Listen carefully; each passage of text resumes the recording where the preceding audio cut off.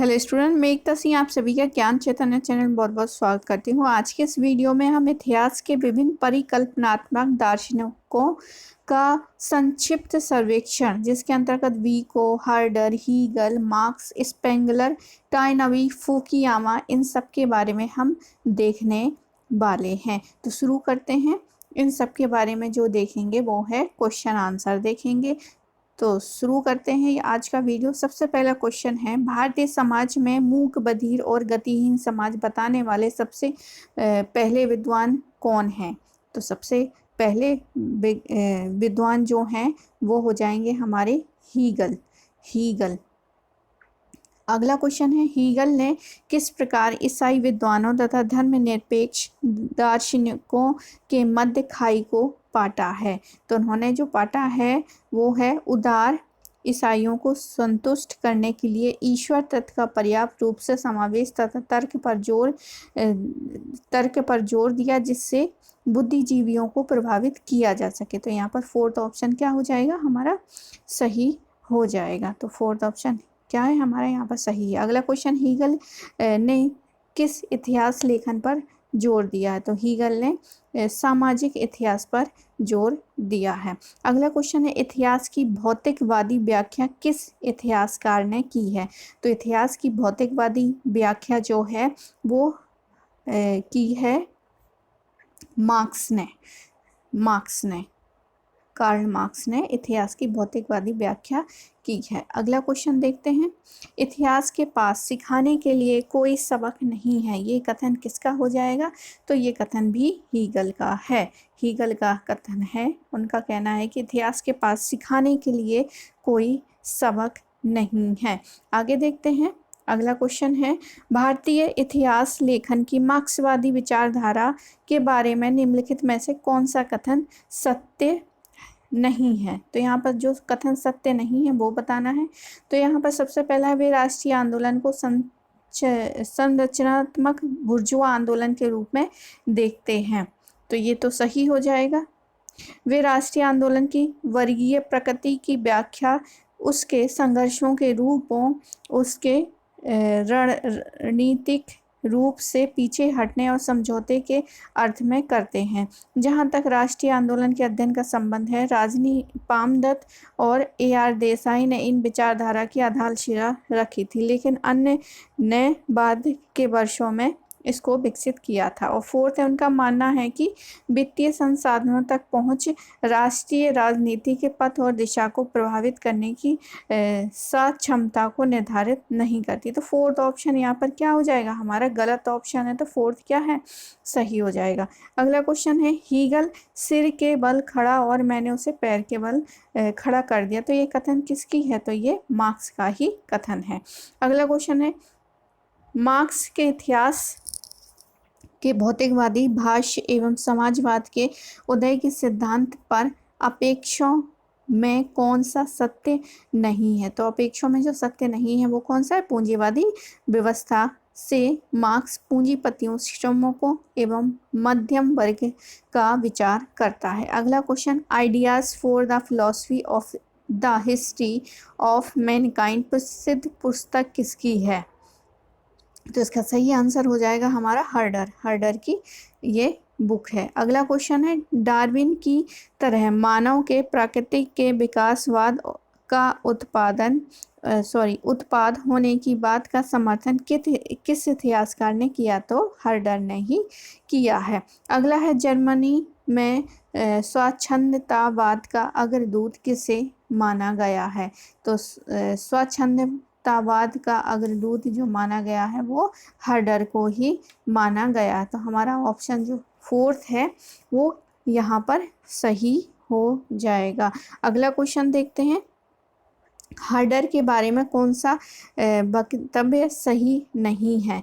तो सही नहीं बताना है यहाँ पर।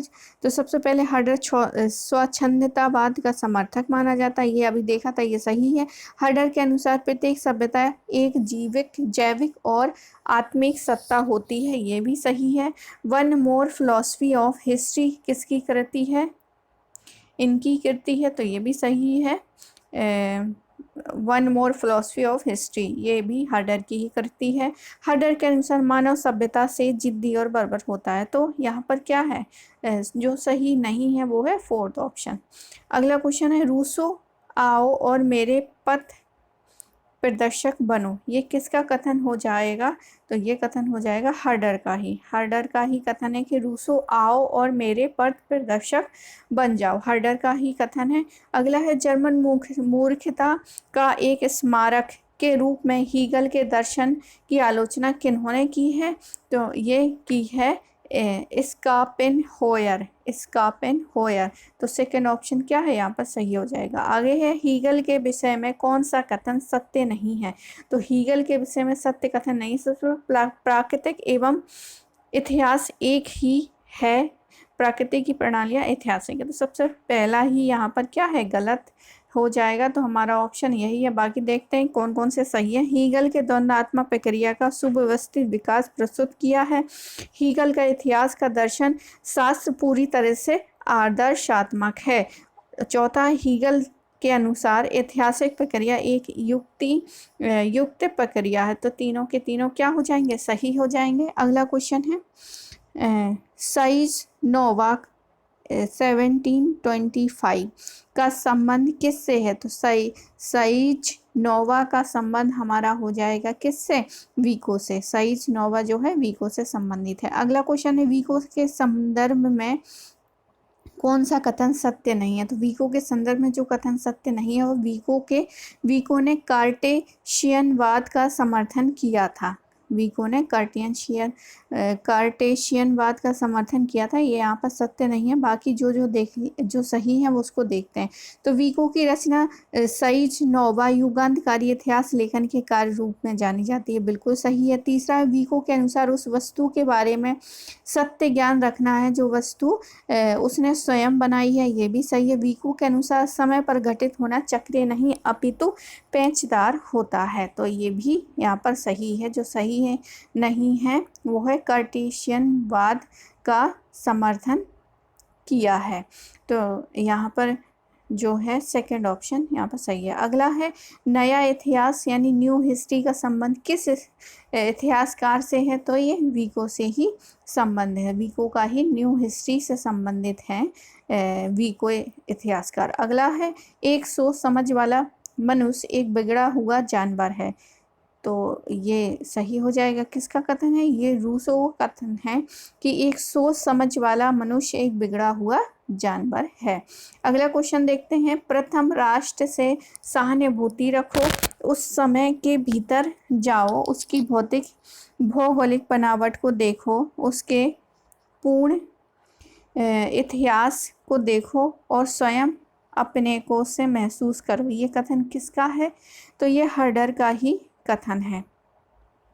आगे है आदर्श दृष्टिकोण की व्याख्या किसने की है?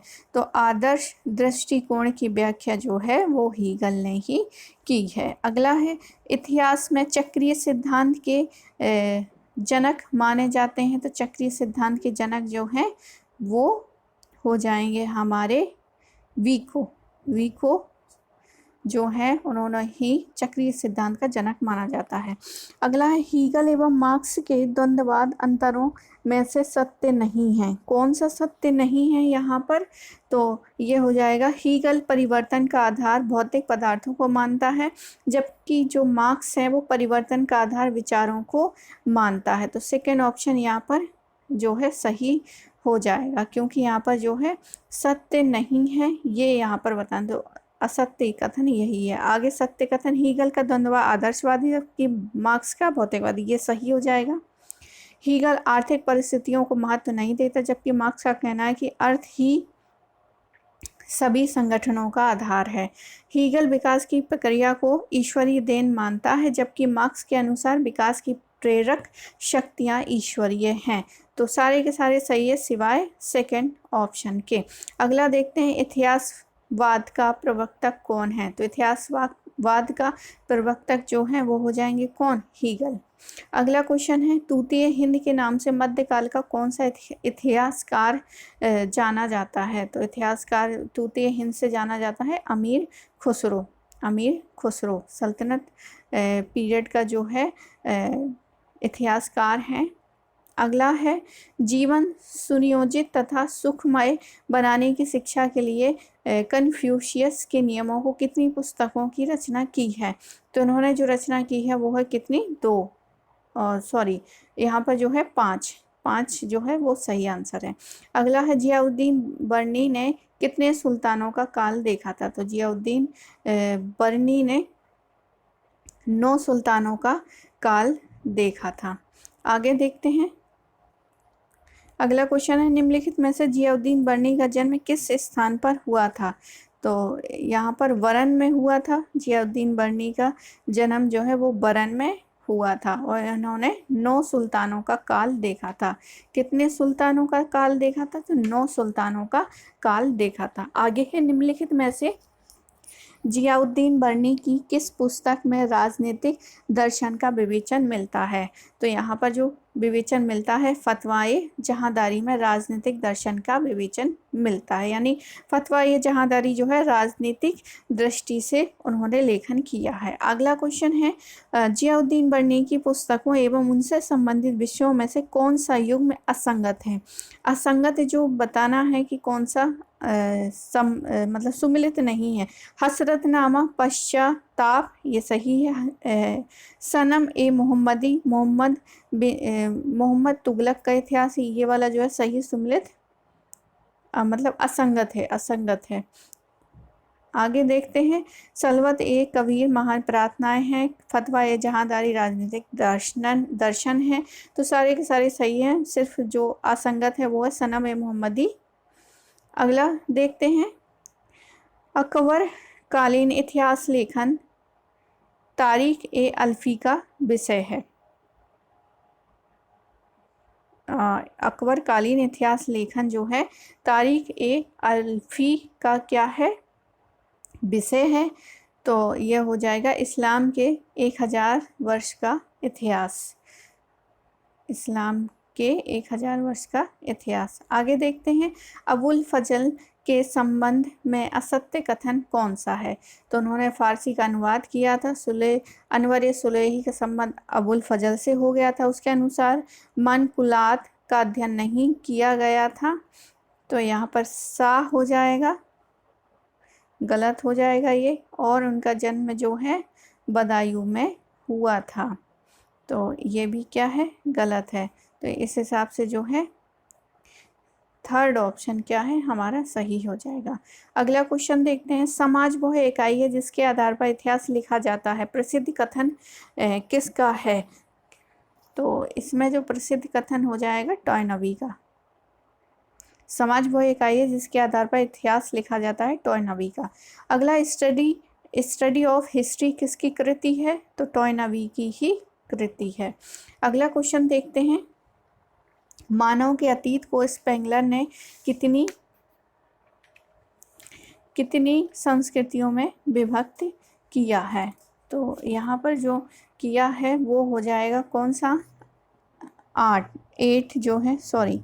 यहाँ पर अगला जो क्वेश्चन था वो मानव के अतीत को स्पेंगलर ने कितनी संस्कृतियों में विभक्त किया है। तो 8 हो जाएगा। सभी सभ्यताएं समसामयिक हैं। तो ये किसका कथन है। तो ये टॉयनबी का ही कथन है। आगे है सभ्यता से रिलेटेड जितने भी क्वेश्चन है वो सारे के सारे टॉयनबी की ओर ही जाएंगे। तो सभ्यता जहाँ पर आता है तो हम तुक्का लगा सकते हैं टॉयनबी। अगला क्वेश्चन है इतिहास पर रत्न जड़ित आभूषण और इतिहास का कुशल जोहरी होता है। ये किसका कथन है। तो ये भी टॉयनबी का ही कथन है। अगला है 1989 में प्रकाशित एक निबंध एंड ऑफ हिस्ट्री का संबंध किससे है। तो फ्रांसिस फुकुयामा का ये इससे संबंधित है, द एंड ऑफ हिस्ट्री। अगला है हम जो देख रहे हैं वो है मात्र शीत युद्ध का अंत नहीं और ना ही यह कोई युद्ध उपरांत इतिहास मात्र का अंत है, यह इतिहास का अंत है। इसलिए ये प्रसिद्ध कथन किसका है। तो यहाँ पर आंसर नहीं है इसका। ठीक है, आगे देखते हैं। The decline of the West, the decline of the waste.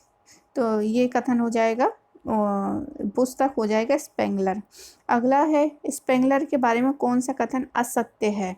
असत्य कथन बताना है। स्पेंगलर के अनुसार भारतीय सभ्यता की विशिष्ट भौतिकता और शारीरिक बल है, ये यहाँ पर गलत हो जाएगा। बाकी प्रथम विश्व युद्ध में संहार, जर्मनी की पराजय का प्रभाव स्पेंगलर के ग्रंथों पर पड़ा। स्पेंगलर का मत है कि इतिहास का मार्ग क्रमश सीधी रेखा में प्रगति की ओर होता दिखाई नहीं देता है। स्पेंगलर के अनुसार समाज सजीव होता है और चेतन युक्त होता है। तो तीनों ऑप्शन यहाँ पर क्या हो जाएंगे? सही हो जाएंगे। फोर्थ ऑप्शन यहाँ पर क्या है? सत्य नहीं है। अगला क्वेश्चन देखते हैं, स्पेंगलर ने सभ्यता के विकास में कितनी अवस्थाएं हैं? तो वो है फोर्थ। आगे टॉयनबी ने मानवीय इतिहास की कितनी सभ्यताओं का वर्णन अपने ग्रंथ में किया है? तो ये हो जाएगा 21। आगे देखते हैं, सभ्यता के विनाश के टॉयनबी के 3 चरण माने हैं, कौन सा चरण इसमें से नहीं है? तो जो चरण नहीं है वो है प्रस्फुटन। कौन सा हो जाएगा? प्रस्फुटन। आगे देखते हैं, पश्चिमी जगत पतन की ओर अग्रसरित हो रहा है, अतः उसे स्वरक्षा हेतु प्राचीन सभ्यताओं से शिक्षा ग्रहण करनी चाहिए। ये प्रसिद्ध कथन किसका हो जाएगा? तो ये प्रसिद्ध कथन जो है ये भी टॉयनबी का ही है। आगे देखते हैं, सभ्यता के वर्गीकरण का टॉयनबी का सिद्धांत किस नाम से जाना जाता है? तो ये हो जाएगा बिन्नेनिज्म के नाम से आलोचित किया गया है। अगला क्वेश्चन है, निम्न में से कौन सा वक्तव्य जो है वो सत्य नहीं है?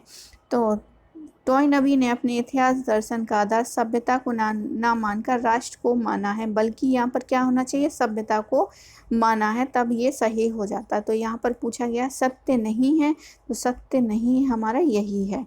आगे है, कौन सा युग्म सुमिलित नहीं है? Survey of international affair, Toynbee ये बिल्कुल सही है। व्हाट इज हिस्ट्री, एचकॉर, ये भी सही है। मनुष्य और वैज्ञानिक पद्धति, स्पेंगलर, ये भी सही है। यूनिवर्सल हिस्ट्री जो है फुकुयामा, ये वाला जो है ये सही नहीं होगा। अगला क्वेश्चन है, निम्नलिखित में से सुमिलित करना है। तो टॉयनबी का civilization on trial, DD Kosambi essays in the philosophy of history, Collingwood culture and civilization, the nature of history, Arthur Marwick की है। तो यहाँ पर जो सही है आ, सा, बा और दा, मतलब पहले का आ है, ठीक है, और दूसरे का सा है, और तीसरे का जो है वो है बा, यानी कलिंगवुड का essays in the philosophy of history है। डीडी कौशाम्बी की कल्चर एंड सिविलाइजेशन है। आर्थर मार्विक की है द नेचर ऑफ हिस्ट्री। अगला क्वेश्चन देखते हैं, तो हमारा थर्ड ऑप्शन यहाँ पर सही होता नजर आता है। आगे है, वो है जो यह नहीं समझता है कि यह परिणाम अनिवार्य है और हर प्रकार से अपरिवर्तनीय है, इतिहास को समझने की सारी आकांक्षा को पहले से त्याग चुका होता है। तो ये कथन हो जाएगा किसका? स्पेंगलर का ही कथन है। आगे देखते हैं, वो इतिहासकार जिसने मध्यकालीन भारतीय राज्य की केंद्रीकृत प्रवृत्ति पर अप्रत्यक्षता प्रश्न चिन्ह लगाया था? तो बर्टन स्टाइन ने। आगे देखते हैं, इतिहास का स्वरूप चयनात्मक होता है। तो चयनात्मक कथन किसका है? वाल्श का है। किसका है? वाल्श का। आगे देखते हैं, निम्नलिखित में से कौन सी रचना मार्क्स की नहीं है? तो यहाँ पर जो रचना है द साइंस ऑफ हिस्ट्री जो है वो मार्क्स की रचना नहीं है। बाकी Holi family, the German ideology, the communist manifesto, ये सारी के सारी मार्क्स की रचनाएं हैं। आगे है, वैज्ञानिक समाजवाद का संबंध किससे है? वैज्ञानिक समाजवाद का संबंध जो है वो कार्ल मार्क्स से है, कार्ल मार्क्स। आगे है, सांस्कृतिक राष्ट्रीयता का पिता किसे कहा जाता है? सांस्कृतिक राष्ट्रीयता का पिता जो है वो हर्डर को माना जाता है। आगे है, किस इतिहासकार ने इतिहास को मनुष्यकृत और प्रकृति को ईश्वरकृत माना है? तो आंसर हो जाएगा हमारा वी को। आगे है, किस विद्वान ने मानवीय इतिहास की व्याख्या मनुष्य और सौर मंडल के परिप्रेक्ष्य में की है? तो हमारा आंसर हो जाएगा हर्डर। आगे है, ऐतिहासिक समाज विज्ञान अथवा समाज वैज्ञानिक इतिहास विश्लेषण का प्रवर्तक किसे माना गया है? Karl marks.